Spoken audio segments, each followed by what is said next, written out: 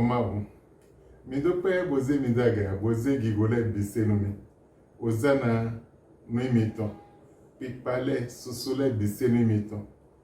L'idée est que je n'ai bino idolono konumio, monke mi desuro pedonmi, lo gigole bisezenmi, mi pipako giropo, lo Jésus sinkomi. Amen. Non vi sum nyonu lo Christme, lo podeji mi do benmi lo Jésus sinkomi. Bo mi lewa no komiton lo podeji bo kwelo de nze wa ho patakire. Mina wazodo de biowa zameton. Mina wazodo biowa zameton ji bo yovo bwemeo e yodo ni du destin. Donc biowa zameton ni du destin. Mais ton le ton ne dondio e mina do la nuit de la destinée we mais nuit du destin we yodo. Bo emi ondo nu pataki lo azan emi ome. Bo nuit du destin emi ondo nu pataki bo vima oton le gege la mlondo.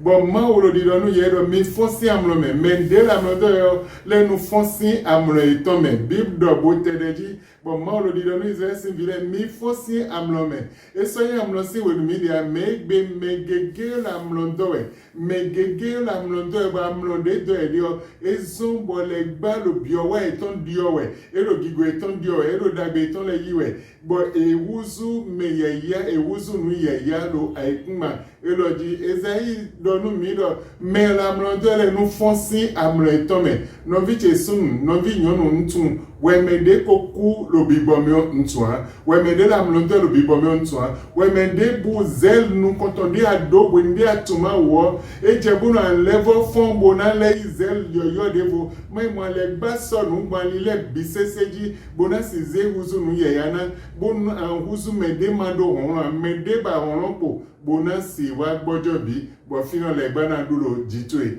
donc ndeno je lokota de na me ni du destin ni ndeno je de me bomba bonu amonu kun je me bona si wede sen azande bo mendele de bo ede sutun nde don dio ba zenio azan wo godoton azan ogudoton programme eton eni oton evo no se azan wo eni olonun bibla eton me bo azan wo de no se olonun bibla eton me ewe zan metegbe enon kode bo zan metegbe enon blo ndudu bonana metemeteme ke zero polo azan wo enele me enama ndudu nu metemeteme bona sigi nde leko we mana ndudu melea enona nu vive nu de kokwe mero yovo tomere enona kaka bonona $25 enona $100 par jour enona $200 par jour bona si monte bona si nu vive de bona si dakode leko bo wende yi azan ogudo ton leo etuno dandan meo on de na jete bigbode na jete bonaze biowa ni tan don biowa ni eno dio podo biowa mede votampo eno dio podo gigo mede votampo bo gigo mede votande edo ite mate jebona jedokwa lo nina eniomeo podo dede haede lo zan wene le tention bigbode no jete bonoze nunina etonze wa chicheme bono dio podo donapo we me ma autant de yi wan nu cadeau ndona do no blodede we me de yi wan nu cadeau nu fata ba e jano ba blodede we me de amodona ba na we yi $50 yi 50,000 CFA yi 50 euros abi yi le blodede lo todele meo e non blo besize 100,000 din bonanda ndudu bonamblo do no eniome bonama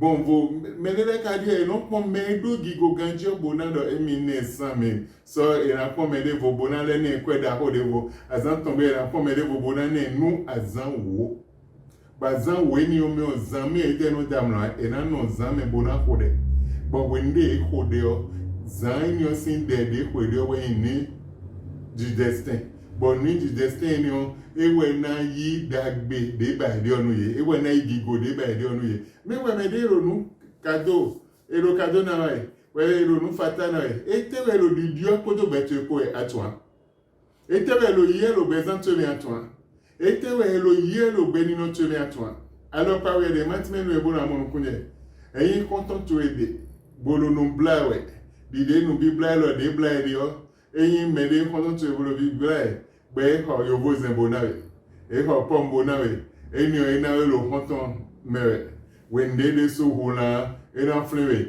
wende jandu e jandu we de no hona ena flewe bonana wela mais le temps est bon nde don wende e bon azan wode be eni onya azan godo ton wo de ena fonu bibla na bazan wo enele de no ze fonu bibla na zan metegbe eno yi bono yi ayewe beru yewe na bidi anha edo ndi ambio bo ikano hayewe ya adonana nunke zeropo adonana e dépend nous mimo meroporopoto menele no play bono ze kweda ho bono blo bono ima lo file no mande nu megege menele ka de be na viser mele bo mele viser bojuna ede esi na ye bona bolo elo nde ba we wutu bo lo migon eno yoro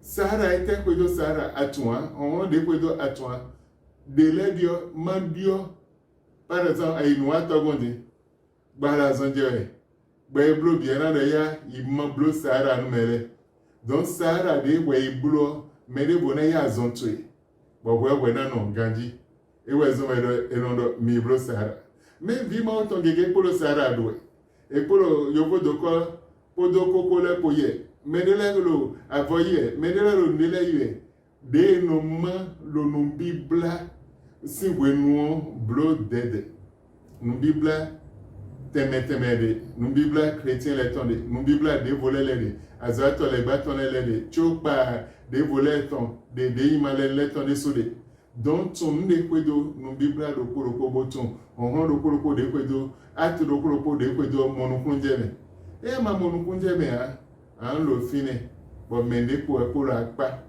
boya mi no sando po e la hiro po me boya mi la zoro po me boya mi no katiro po e na yigi gotu bo wewe na mbako bona no teno po me ma lo lelewe antu ndilo jijeyo me mai ndi bua ina wuzu dawo ina je moto da hole doji ina hokwe ebo nagba lo ye lo eve bo blue sacrifice ton bo sondai bo tuno atan le jawe bo insensa milo yo o play bo zedovo enyo miniyo yo play bo zedovo bo ton nu lewe kwele nambro en de miniyo yo play bo zedovo bo ndebu nada lo kwene wa don kwene no tenu nina lo azan wo eneleme mais ouais vima autant anona dima anona offranda anomlo sacrifice bo anole ko de abole la mlo me wende medele lo unzen bolo de kwelo zamewe kaka jaite hono boleko bole nina na ede no rati adona na joule bisese e no rati abede lo nina we la mlo do donc e na ibio atu sans ndebu madote asin vima autant e na ibio atu lo nuwibula nele e wula do wewe monukunje wa memele monukunje botno boni na menaide bon voici ça menaide me wedo dina ado voici ça ado ndebu bonambloa don mende vode tenya zo atole baton ege na igigotwe bonanza bon wena ba ko bona lelewe la ikuma di sama dogigo me wende monukunje weneno wede so he anchite bonamblo voici ça décision c'est do nous contato et c'est do mao zatoto mando mblo voici ça le c'est do mao bo mende bu mai gigocheo mende bu mai bioacheo mende bu mai agaicheo e mai bichele to e mai wendo cheton e mai dagbecheo biowa de biowa e mai yo de weso e de sunna nu ko bodo zan biowa leton me kwa mo kunje wa atun honhon de kwedo wa atun de no jero zan yo me wa zan wene le tete atunde non jewa azandele de bodeme bo azanu konton e donama e ma wa lo azanu konton me azan tongo he na wa azan e devo bodo e na gbe de sotun lo no nya azan lo po wele binwa lo po me no dio donc e obligé et ton azan de na nya azan lo azan o le me etun de we zon gbe no zi azan wo dote bazan wene le e non blo sacrifice et non nanu me lo azan weneleme et non nanu lo azan weneleme dion wende melelo na boya edandudu boima lalito bo wale se vivino bai boya kati eda boma de be vivino bai mete kodo nunde ma atwa boya akwewe be na ete kodo atwa pourquoi we ni onu jewe no ana enote nda hori bo bibdo L'Osée 4, verset 6. Et donc, Togunche, le coucou le manuel est tombé. Togunche, le coucou le manuel est tombé. Vima ou ton mi le coucou le manuel est tombé. Le mitouan ou toi, mi le coucou le mantou mi tombé. Vima ou ton mi fonci amlo me Bible Togunche le coucou le manuel est tombé. Le mi matouan ou toi, mi le coucou Togunche, il va son dono, le edo, nous tontouan ou toi, et va.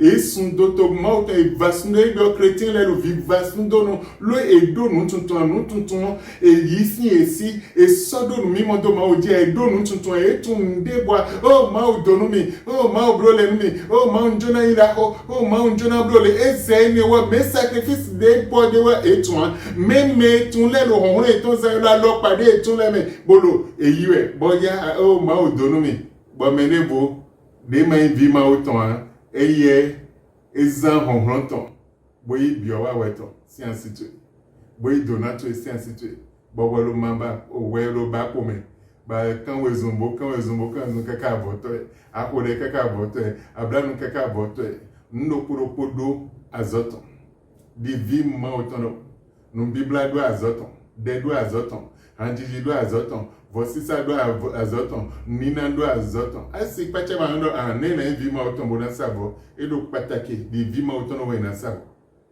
Eya masabo akon Abraham e bio viro koge dedo, boya pa besin bio, beze bio yi. Kaka i vosakwe oji, bo mando mandalo tuton confine sedo, kon lengbo vu denzedo fino, ze boze bio odo vio ko. Vosisa nu patake.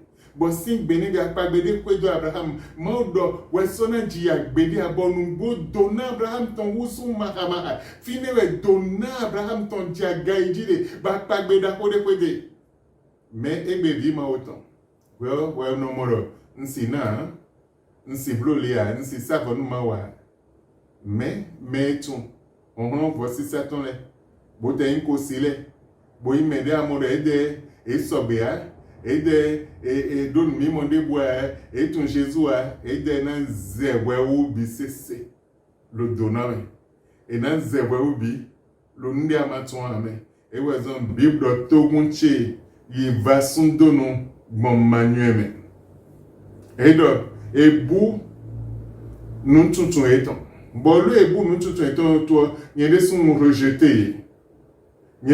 rejeté yelo ebu nun tuntun eton yesun ze yimbe edo nututuan eyi vasundonu edo mi mo de kudo ma ojia nunyu eton pevirio jide no dizonido me de yi ma oton de na gwa lonu ye be na sinda ko ehe nunyu eni obu boto ma oton wa vasundonu esodo mi mo de bua ma do lo egbeko emewo to emi de su gbeko ewu gbeko vi eton le de so ma ogbeko mem de ma Jonathan wiwulale ma o denu kusi ejibo denu kusi vie ton le di don lo yedo menere na lo yin vi ma o ton bona lo ya tenti bo vie ton le de sunadia lo e don mimo panu ko ma wa lo e mando mimo panu ko ma wa e na lo ya me bo vie ton le de sunadia e we so ma odo lo e beko tuche so nyere sun beko e utu eton bolo nu ko me edo lo e mando mimo de bua de nyende su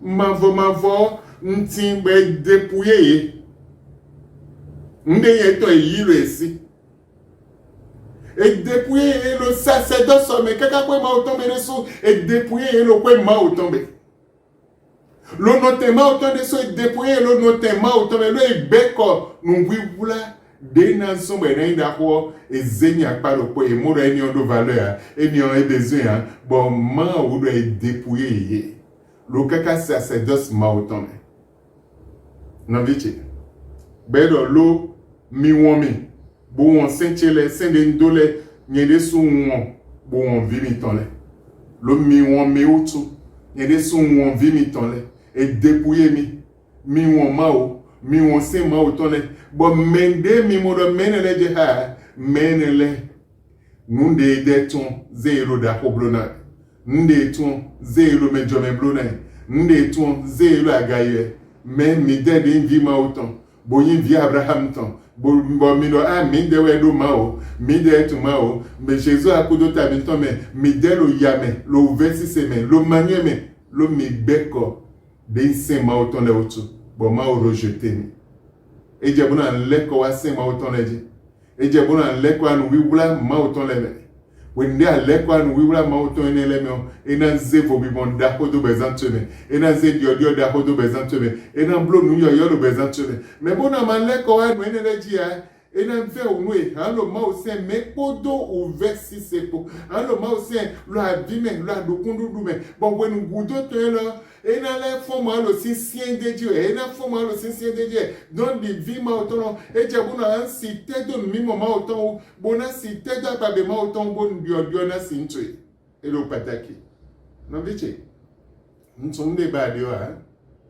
alo de ko alo numbla alo nuko ma oton yo men nde je ma mblo awon nenele wa invi ma oton ye yapo a invi ma oton anona madawa anona nina la gunche me ha nde bude bokan we ha me a invi ma oton podo nunkopo edo lo mi gbe ko chiche to nyere sun gbe ko me e me lo le si tun bo tun lo wele no zambia watone bo we ne me bidam lo ede no no nse mo no ko de gbe si bere singa o me adi gan we me kaka we ko ganton abi ite onu ewe ko de na bo ka e chapele eton nde na blole e ka bisese lo zan mo nko to me bo do nu kundi do nde bo indo de okere e ha e le lo ni na na azangbe kaka na azan o le bi bo do na yi nde wutu bi gbo no jete bo no ze nde ba dio wanu ye ba jiji mi o ami po me lo po lo fi ete ka di bo wuzu kwenu ete ka di ne mo idioni lo edun mimo do ndeji me we do mimo eni wa manu ko ma oto ya we lo ma o bare ma o do nu mi gbe vodo fini me sacrifice de budia offrande de budia dim de budia bo we na blu se do ma oto ya we me de lo to do mi e halonu elo fonsi am no to ma permettre lo kwelo me de nu bio wacho ma permettre lo kwelo me de nu gigocho ma permettre lo kwelo me bo zande gwela mlondo big bonu ayi dagbe weton zenu mende vode manje ha bo nu zanda gbeche bo nu wenu bapo edo pataki e ma monu kunje me ha e je bo na monu kunje bo ya inodo batun a zambio waton ete zambio waton amonu kunje wa edo mengege iba sundo no bon manwe etome eje bo na fonsi amloncheme je bo na ngosi iba sundo no file akode eje bo na ngosi iba sundo no enyo bo ndio dio no nche ma odo tito da holenwe me bo na matun tito ma uton e na ve onwe eni po Esaïe 52 verset 1 edo fond wemende ko mlanyi bo la mlondo e fonsi amlondo jenu koto edo fond belo pataki ma walo ore fond vi signoto bo sono fond vi signoto bo da o kweto de in Jerusalem de in towiwio mi de la mlondo mi fond ko pataki de Bible ko da ko revêt-toi ko da ko e bo maulo dido sedo to munto ko da ko e bo maulo dido sedo to munto be je bu na enfant la amlontene e do sonu we mede ni visinyoton sonu bo do awutwe de impossible do question we ni Jerusalem de togun wiwio ma lo ko da ko lore we vi ma uton ba de mi tun wu medele Et mi do nous y a ou medele. Mais à la mlande. Ma de fond. Bo son. Fond.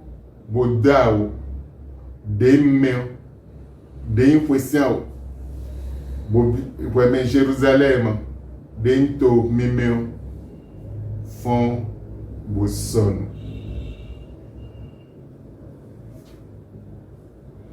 Le mende bonade. Bonai mende ma boadana. Abi mende ma wea bonabio. Wemeo mende bonade. Bonabio Jérusalem. Mende ma boadana. Mende ma wea. Nambio finia. But waya wade do memime. Aya wade do Sion Sivi. Aya wade do Jérusalem. Emileton. Ma ou Jérusalem ton semine, ma ou Sion ton semine, ma ou Akpagbele ton semine, ma ou de dadi nou conscient. Mais do mende ma son nou, mende de ma mère, mende de ma bleu de do, mende de ma ko badana, ma mère, et c'est bio tenyo mère. Dans des tentu. Des ten nou kondi do tu. Prende la blonde, baba ko fon. Ete ababon ma ou nou blonde. Était à babon ma ou blonde. Font si am non tu. Bon dio non tu. Ma ou do tito da holen. E do hon poussière si ou tutu. Ouais mais dia font tout ko lo tutu e font mo chite bo sonu a ou de me do sonu ganji bo hon poussière chako. De lo beke jo hon sin bezan te di. Ma sonu tutu e hon sin bezan te di. E do chite. Boa sonu demeon bo se bio Jérusalem. Bo kande bude e ko blawena. Bo kainyon de o bla kotwena. Bo zewe do kan monbenu. Mwen kainyon sin wede ou vi sinyoton. Yen ton kande blawe yo. E do ton kainyon sin kotwe. Ouais, mais des incatifs. Vignon nous signons ton. Ben, à l'obibla, son caïnio. Quand tu es zébla, à l'odeur, à l'obén concordé. Mais ben concordé, Dieu ne boulot besoin de tenir. Ben concordé, vous lui demandez boudou, ouais, mais, et donc, quand des blaoué, son caïnio. Quand des blagues besoin de tuer, son caïnio. Ouais, mais vie, signons ton son candé blaoué. Hon a font tout ton dé, l'eau tout au hon pour servir en sin au tout. A font tout ton le hon, bochite. Bo son, bo bio Jérusalem. Bo ton candé boude ko blawena. De o black kotwena. Bo zewe bozo kan mono vi signon ton kaino. Ma welo kodwe. Ma welo kodwe. Bedo lewe man vodo. Do bon voto ero gratuitement. Ewe sami. Esami le voto. Esami. Eye yinde chuo samia. Esami voto gratuitement. Ewe sami. Wende mediolo ni destin ton. Si yewe ton hare. Eko ho biowatwe. Eko yi biowatwe. Esawe voto. Samayi ndebo. Samayi ndebo ewe esawe na. Bero enyi akwa eze esawe na. Eyi podokwe po esawe na. Amon. Fweme. Dedon mimon do kwe lodyo. E nan vo ho. Si me sawe votole si alobe. Mwen maudo. Weme dedon mimon do kwe lodyo. Be sawe voto. E nan le vo ho. Si me sawe votole. E nan ho e si aloton.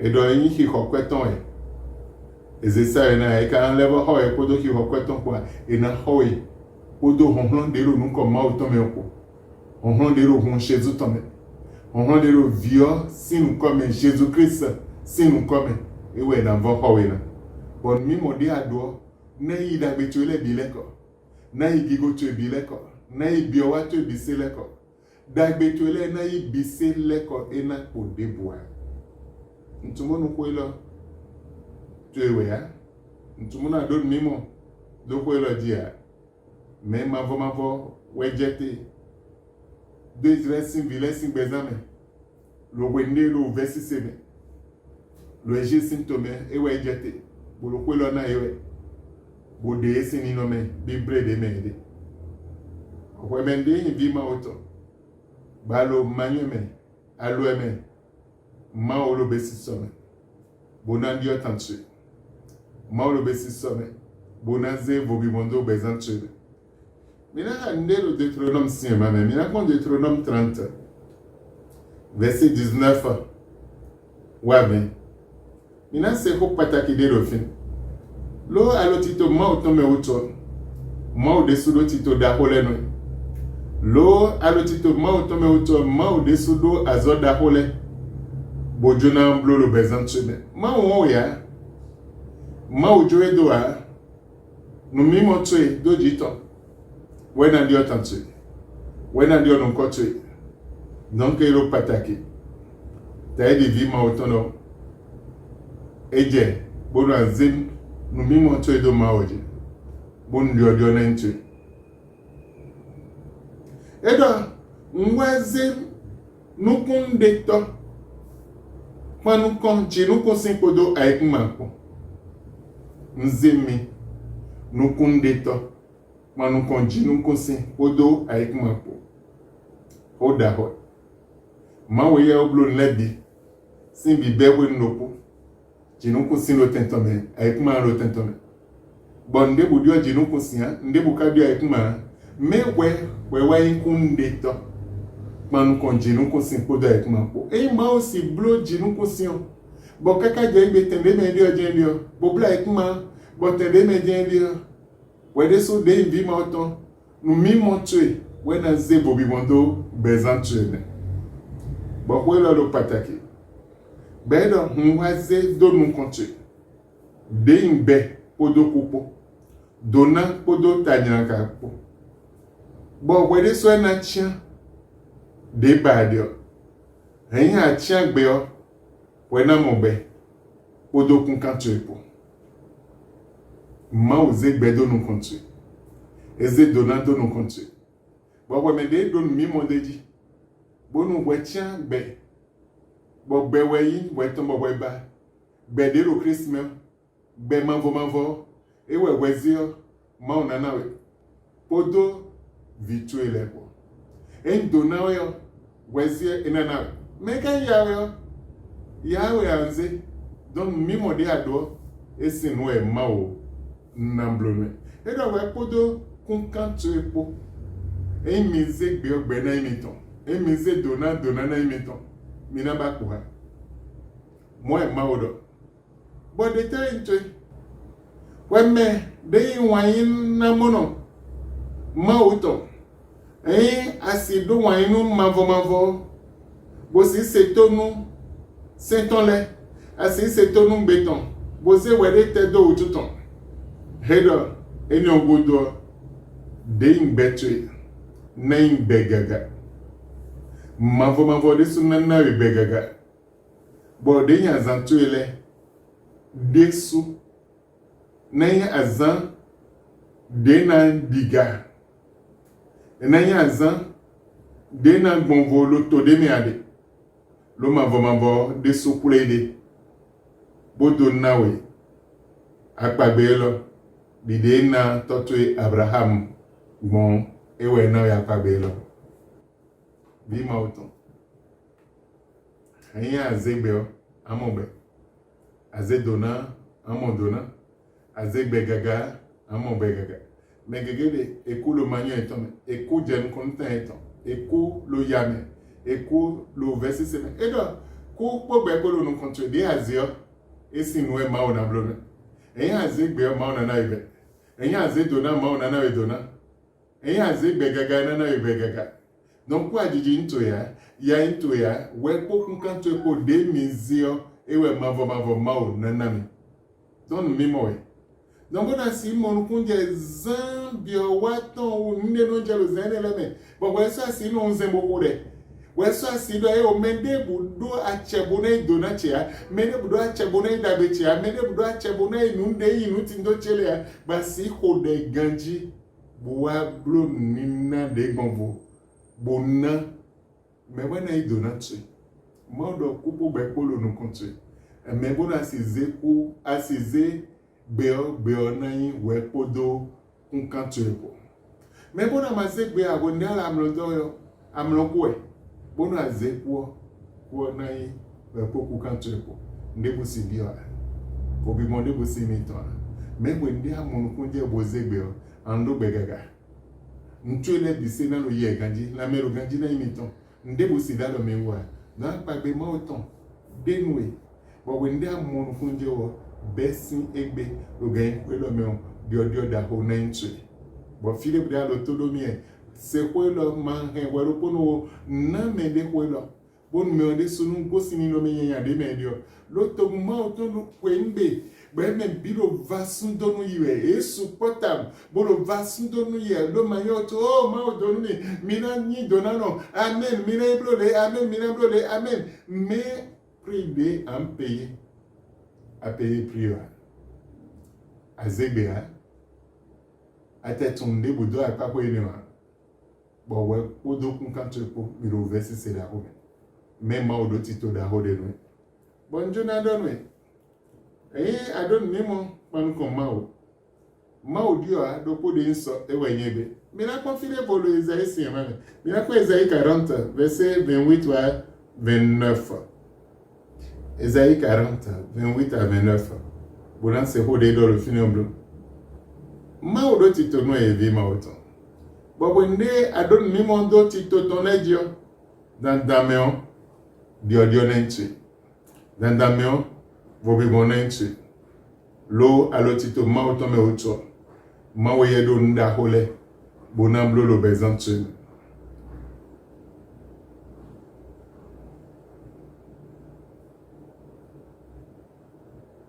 oh novice manjo wededo atwaye manjo wededo kento si anlo manjo wededo le basi anlo Bon, verset 28, hello, leader. Atwaye. Oda, ouais. Hello, qui campio, do atwaye. Et do basiaye. Et voyez, maou, éternité ton. Ben, voyez, mavo, déda, extrémité les bicécés.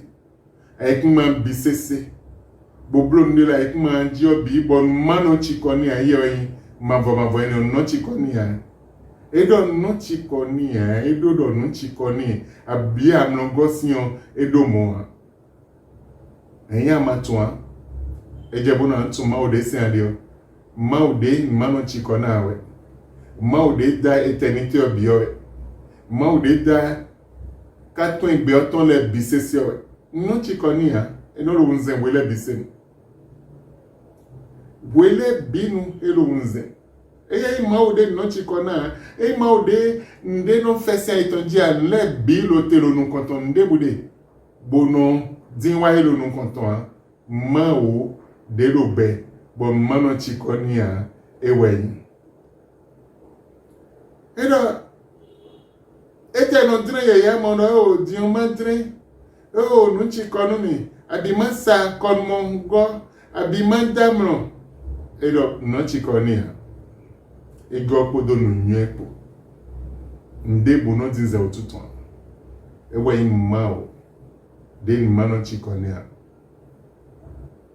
Bon mende ni etonle. Eno naye honhon. Bon nuchi kon menele de suha. Beno gonu vigueur étant énonzé vigueur Eton enon na eviga yo devo. Bon non ci kon menele soir. Bon men jayi. Bo jayi le défense men enon les menele chite. Lo alok pa yo devo. En ko je bon no ci kon men. E je ba o jayi. O je ba soda logo devo a. Enon les zewe chite. Lo alok pa yo devo. Non viche. Nton de mi no meto ya. Men no po nton. Mavo lo besi sone. Bonan dio tansu. Mavo lo besi sone. Bonan zewe. Zewo zo da hoda. Edo de John Jojale non chi konu ye. Do pevule non chi konu ye. Be non lo ki ko ibisi amioe. Me ye mavo non chi konu ya. Et non renouveler force temps. Wele bisese mdi aigre d'homme. Nton. Fide non chi konwe dira. Nton fide a bali bon. Bo bali pour moi. Mais y a non renouveler force maintenant. Di aigre d'homme. Non chi konwe ya. Non vichi. Wele hoda ho. Bona si l'intermédiaire. Voici quand hobio mao. Mao na hla no wiwale. Ena de no wula nde no kuma tunga mamole a nde toma tunga de wale sa matone a belo megege we blo megege sin be basindo e ma ona hla no enele bonando we sini no me be me abio bonando fo njona hafilokpo bonando fo Somme 97 verset 3 à 5 minando fo na bo mba bono anu ancheji Meneze ede jonu mao. Boze nimo eton jonu mao. Mao desu ze menele do tito tome. Mao no jo edo a. Lo eze ede jonu mavo. Boze nimo eton joni. Na mao desu ze menele do e desu mao wasin tito me. Bero tito mao tome. Edo de inzo lo zon diwelu nuko eton e. Bono ji le doye. Enzo mauton le doye. Enzo mauton lo zondialo nu kontwe. Den kentato le sinote ya. Edo denzo mauton lo zondialo nu kontwe. Bo walo jiji lo le doye tonwe. Bo den kento eton le si dale wa. Oda ho. Bo weziza ton. Et non bape avec ma bime bon bape gbe bisese bo zinflu si non te ya zinflu si non te ya ba wende avec ma mon weziza ton avec ma non si so et si non te le fondement ton dit non si so wende mon weziza ton et ouais le weziza mon koton Weziza de ekma de sumo eno si so bo masi no te ya me we si dalo tutu me si dalo biowa te o me si dalo dabeto me si dalo vitule me si dalo wendo te o nde ntule me si dalo me ti si dalo wa mende bu si dalo dabetule wa Bedo sole no wasisi di buji le dom Dide ze vela do miomeno sinsin momono dio sole nde inso wan sinsin le tagba sinsin le mavo no sinsin ye di bougie le do lo mavo sinuko mavo mavo de dai kuma sole no sinsin lo nuko eto no viche lo wenelo eya leko wa fondement hokoji aleko abonu hokoji bo fonsi amran tebe bo zel nou konton aleko aji bo vo fon yoyo de bo bio weme akpa be teme le de noy bonaze bo bi bondo weme mina hore mavo ndokpe bo zeri daga no hoda holo mende bo de le bako sonu bo tune mina i bio waton lo de yin zan bio waton le me bon nou kode nan zan bio waton bo tune mina yi le vitu ele me le todo mi ele me ma o mi do e on esi ya tito le baton de bloquement kon mende bude vitu ele mi kode bo hen bi bre le Jesus sinko tito le baton de bloquement kon mende vitu ele mi kode bo hen bi bre le Jesus sinko e jebu no yi me desin bi wa mi le bi o wa si an lo etome mi gigo si an lo etome bo idagbe ton le bi si an lo etome nu nyonu vitu ele sin egbe kaka soy le Jesus sinko amen.